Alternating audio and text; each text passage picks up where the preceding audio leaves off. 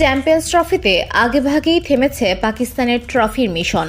মুখ থুবড়ে পড়া মোহাম্মদ রেজওয়ানদের নিয়ে সমালোচনার কমতি নেই। এর মাঝে পাকিস্তান ক্রিকেট বোর্ডের কাছে প্রশ্ন রেখেছেন ভারতের সাবেক ক্রিকেটার মোহাম্মদ কাইফ। টাকা কই? কাইফ সামনে এনেছেন আসর আয়োজনে অব্যবস্থাপনার দিকটি। এক্সে তিনি রাওয়ালপিন্ডি স্টেডিয়ামের একটি ছবি পোস্ট করে জানতে চান, ম্যাচ আয়োজনে পিসিবির এত গাফলতি কেন? আইসিসি যে টাকা দিয়েছে তা কি সব ঠিকঠাকভাবে ব্যবহার করা হয়েছে? মূলত দক্ষিণ আফ্রিকার বিপক্ষে অস্ট্রেলিয়ার মহারণ বৃষ্টির পেটে যাওয়ার পর থেকেই সমালোচনা। গুড়ি গুড়ি বৃষ্টি হচ্ছিল, তবুও মাঠ পুরোটা ঢাকা হয়নি। স্রেফ উইকেটের ওপর রাখা হয়েছিল কাভার। বিষয়টি নিয়ে প্রশ্ন কাইফের।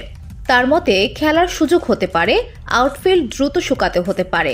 এসব কিছু বুঝি চিন্তায় ছিল না আয়োজকদের।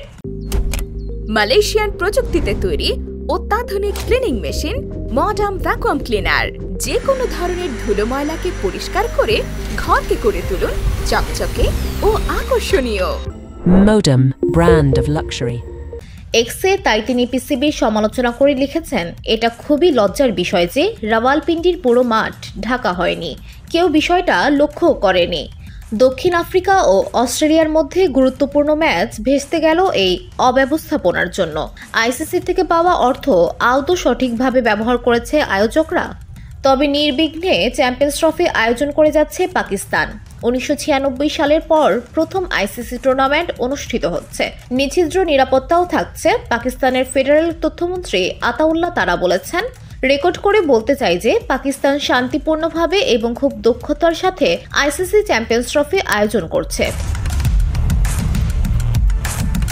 আমাদের মাঠগুলো পূর্ণ। সারা বিশ্ব থেকে আমাদের ভক্তরা এসেছে, জনতা উচ্ছ্বসিত। আমাদের রাস্তাগুলো ক্রিকেট জয়ের আনন্দে উদযাপনকারী লোকে পরিপূর্ণ। যদিও পাকিস্তান তাদের গ্রুপ পর্বের টানা 2 ম্যাচ হেরে আগেভাগেই বিদায় নিয়েছে। এই গ্রুপ থেকে নিউজিল্যান্ড ও ভারত খেলবে শেষ 4। বি গ্রুপের লড়াইও জমছে। মার্চের 4 তারিখ থেকে শুরু হবে সেমিফাইনালের লড়াই। 9 মার্চ বসবে final. VOD Bangla news desk.